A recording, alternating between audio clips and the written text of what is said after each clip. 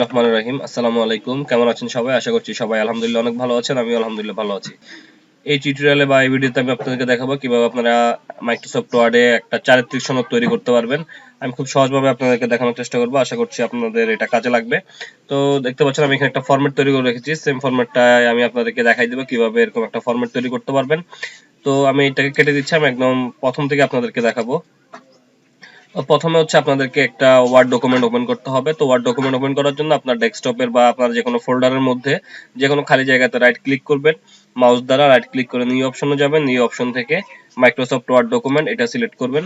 তো এটা সিলেক্ট করলে দেখেন এখানে একটা ডকুমেন্ট ওপেন হয়ে যাবে এবং এটার নামটা কিন্তু নিউ মাইক্রোসফট ওয়ার্ড ডকুমেন্ট 8 নামে আছে। তো আমি যদি এখন কিবোর্ড থেকে ব্যাক স্পেস চাপি তাহলে হচ্ছে এটা রিনেমের অপশন আসবে। তো এখান থেকে হচ্ছে আমি এখন এখানে সিএইচআর আমি এটা দিলাম।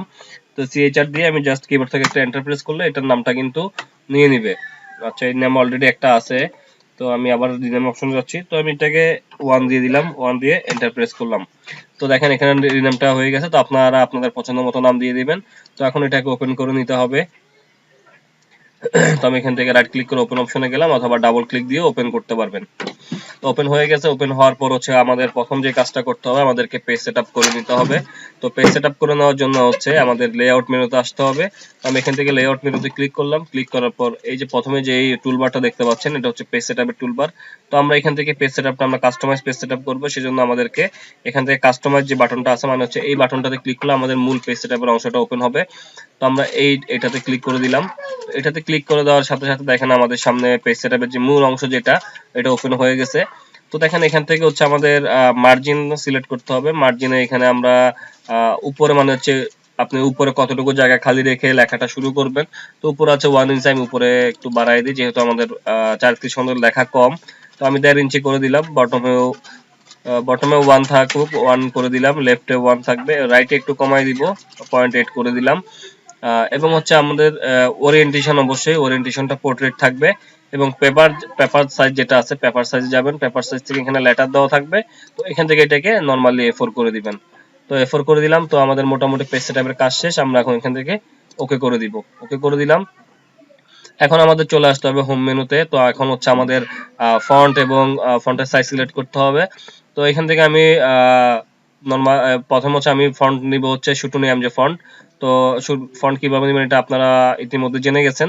তো এখান থেকে আপনারা যখন এটাতে ক্লিক করবেন তো এখানে দেখেন আমার এখানে রিসেন্ট ইউজ ফন্ট। তো আপনারা যদি নরমালি উপরে না থাকে তাহলে হচ্ছে আপনারা একদম নিচের দিকে চলে আসবেন। নিচের দিকে আসলে দেখতে পারবেন এস সিরিয়াল আসতে হবে। একটু নিচের দিকে আসলে যদি আপনাদের উপরে যদি ওই ফন্টটা রিসেন্ট ফন্ট ইউজ না থাকে তাহলে আপনারা নিচের থেকে ফন্টটাকে সিলেক্ট করে নেবেন। এই যে দেখতে পাচ্ছেন এটা হচ্ছে আমাদের শুটুনি এমজে ফন্ট। তো এখানে নরমালি হচ্ছে এরকম লেখা থাকে। আপনারা যখন মাউস হোভার করবেন এখানে দেখেন হোভার করার সাথে সাথে এখানে কিন্তু শুটুনি এমজে এটা দেখা যাচ্ছে। তো এখানে আমরা এটাকে কি করব, এটাকে ক্লিক করে দিব। এটা ক্লিক করলে এই ফন্টটা সিলেক্ট হবে এবং হচ্ছে আমাদের এখান থেকে ফন্টের সাইজ নির্ধারণ করব। এখানে আমরা ক্লিক করব। এখান থেকে আমরা 14 সাইজটা রাখলাম আপাতত। তো এখন হচ্ছে আমাদেরকে কি করতে হবে, কিবোর্ড থেকে কন্ট্রোল অল্টার বি প্রেস করে বিজয় কিবোর্ডটাকে চালু করতে হবে। তো আমি কিবোর্ড থেকে কন্ট্রোল অল্টার এবং বি প্রেস করলাম। তো আমি গত টিউটোরিয়ালে বলছি, আমি প্রত্যেকটা টিউটোরিয়ালে বলি আগে হচ্ছে আপনারা লেখালেখির কাজগুলো শেষ করবেন। শেষ করার পর হচ্ছে আপনি এটাকে সাজাবেন, পরে ফরম্যাটিং পরে করবেন। তো আমি এখন আমার প্রথম কাজ হচ্ছে আমাদের লেখাগুলো শেষ করা। তো আমি লিখতেছি। তো উপর আমাদের হেডিং থাকবে হচ্ছে চারিত্রিক সনদপত্র। তো এন্টার দিব। আমরা এটাকে সাজাবো পরে। তো প্রথম হচ্ছে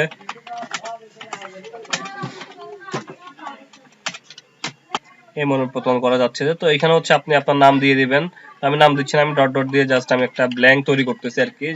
প্রিন্ট করলে এটা হাতেও কলমে রেখে আপনারা এটা পূরণ করতে পারবেন।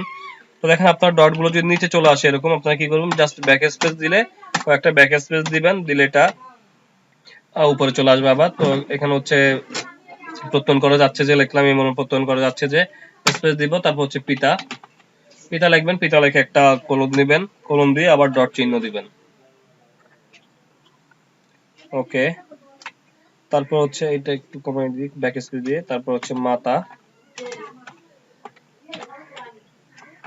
কোলন, আবার হচ্ছে ড্যাশ চিহ্ন, নিচে চলে আসলে ব্যাক স্পেস দিয়ে উপর উঠাই দিবেন। তো আমাদের আরেকটা কাজ যেটা করতে হবে, আমাদের এই ডটটাকে প্রত্যেকটা ডটের সমান রাখার জন্য আমরা কি করব, এই ডটগুলোকে আমরা কপি করব, সিলেক্ট করব, সিলেক্ট করে কপি করে নিব যাতে প্রত্যেকটা লাইনের এই কলামটা যেন আমাদের ঠিক থাকে। তো মাথা দিয়ে দিলাম, মাথার পর হচ্ছে একটা স্পেস দেব, একটা স্পেস দিয়ে গ্রামের পরে আমরা যে ডটটা কপি করছিলাম এখান থেকে, এই কপি করা ডটটাকে আমরা এখান থেকে পেস্টে ক্লিক করে দিব। তো গ্রাম চলে আসলো। তারপর হচ্ছে আমাদের ডাকঘর লিখতে হবে, আবার ক্লোন, আবার ডট চিহ্ন দিয়ে এটার সাথে মিলাই দিব লাস্টেরটার সাথে।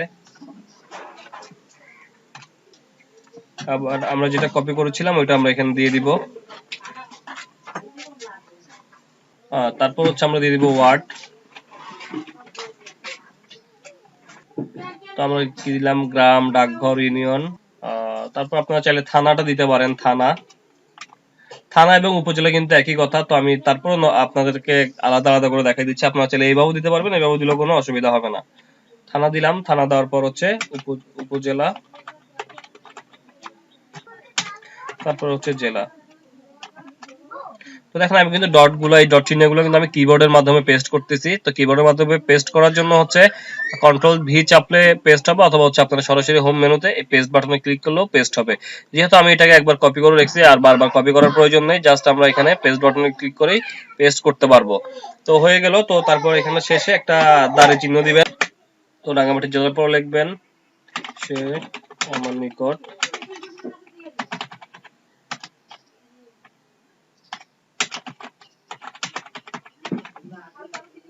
আমার জানা মতে সে আমার নিকট ব্যক্তিগতভাবে পরিচিত।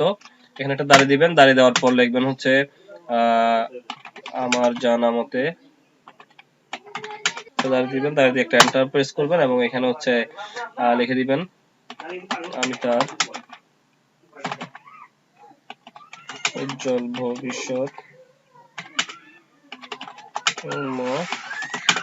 মঙ্গল কামনা। তো এইভাবে এখানে লাস্টে এই কথাগুলো লিখে দিবেন যে সে আমার নিকট ব্যক্তিগতভাবে পরিচিত, আমার জানা মতে তার স্বভাব চরিত্র ভালো এবং সে কোনো রাষ্ট্রবিরোধী বা সমাজ বিরোধী কর্মকাণ্ডের সাথে জড়িত নয়। আমি তার উজ্জ্বল ভবিষ্যৎ এবং মঙ্গল কামনা করি। জাস্ট এতটুকু লিখে দিবেন, এতটুকু লিখে দিলেই হবে। তো আমাদের কাজ মোটামুটি, লেখালেখির কাজ মোটামুটি শেষ। তো এখন হচ্ছে আমাদেরকে এটাকে সাজায় নিতে হবে। তো প্রথম হচ্ছে আমাদের চারিত্রিক সনদ যেটা লেখা আছে এটাকে আমরা সিলেক্ট করব, সিলেক্ট করে এটাকে সেন্টারে ক্লিক করব, সেন্টারে চলে যাবে এবং এটা হচ্ছে এখান থেকে আমরা ফন্ট সিলেক্ট করব, ফন্টের সাইজ 24 করে দিব এবং এটাকে একটু বোল্ড করে দিব, এটা নিচে একটা আন্ডারলাইন দিয়ে দিব এবং এই যে লেখাগুলো সিলেক্ট করব, লেখাগুলো সিলেক্ট করে আমাদেরকে হচ্ছে আর এখানে দেখেন এই মর্মে এটাকে আমরা একটা ট্যাব দিব। এটার লাইনের শুরুতে ক্লিক করে কিবোর্ড থেকে একটা ট্যাব চাপবো, ট্যাব চাপলে দেখেন ট্যাব চাপলে এটা কিন্তু ফরম্যাটটা চলে যাবে। তো এখন আমরা কি করব, আমরা একটু ব্যাক স্পেস চাপবো, এখান থেকে ব্যাক স্পেস দিলে এটা আমরা কয়েকটা ব্যাক স্পেস দিলে এটা উপরে চলে আসবে। এই যে দেখেন উপরে চলে আসলো এটা। তো দেখেন এটা এইভাবে দিবেন এবং লাস্টের যে লাইনটা আমি তার উজ্জ্বল ভবিষ্যৎ এবং মঙ্গল কামনা করি, এটা এখানেও একটা ট্যাব চাপবেন, ট্যাব চাপলে এটা এদিকে চলে আসবে এবং আমাদের সবগুলো লেখা এভাবে সিলেক্ট করতে হবে। সিলেক্ট করে আমাদের লাইন স্পেসিংটা বাড়াই দিতে হবে। এখান থেকে লাইন স্পেসিং দিব, এখানে হোম মেনুতে আসবেন, হোম মেনুতে আসার পর এখান থেকে লাইন স্পেস অপশনে আসবেন, এখান থেকে 1.5 করে দিবেন। তো আপনারা চাইলে আমি এখানে ডট ডট দিয়েছি, আপনারা চাইলে আপনাদের নামগুলো লিখে তারপর প্রিন্ট করতে পারেন, অথবা চাইলে ব্ল্যাঙ্ক প্রিন্ট করে হাতেও লিখে দিতে পারেন, এটা আপনাদের ব্যক্তিগত ব্যাপার। এবং চারিত্রিক সনদপত্র লেখাটা আমরা একটা এন্টার দিয়ে একটু নিচে নামাই দিব। তো হয়ে গেছে আমাদের চারিত্রিক সনদ। তো এইভাবে হচ্ছে আপনারা এই নিয়মটা ফলো করে খুব ইজিলি, খুব সহজভাবে আপনারা একটা চারিত্রিক সনদপত্র তৈরি করতে পারবেন। তো যে কোনো চাকরির ক্ষেত্রে বা যে কোনো ক্ষেত্রে আপনারা এটাকে কাজে লাগাতে পারবেন। তো এটাই ছিল আজকে আমার ভিডিও। তো ভিডিওটা যদি আপনাদের ভালো লাগে তাহলে লাইক করতে পারেন, কমেন্ট করতে পারেন, যদি প্রয়োজন মনে করেন আপনার বন্ধুদের সাথে শেয়ার করতে পারেন। তো ভালো থাকবেন সবাই, সুস্থ থাকবেন, নিজের খেয়াল রাখবেন। আল্লাহ হাফেজ, আসসালামু আলাইকুম।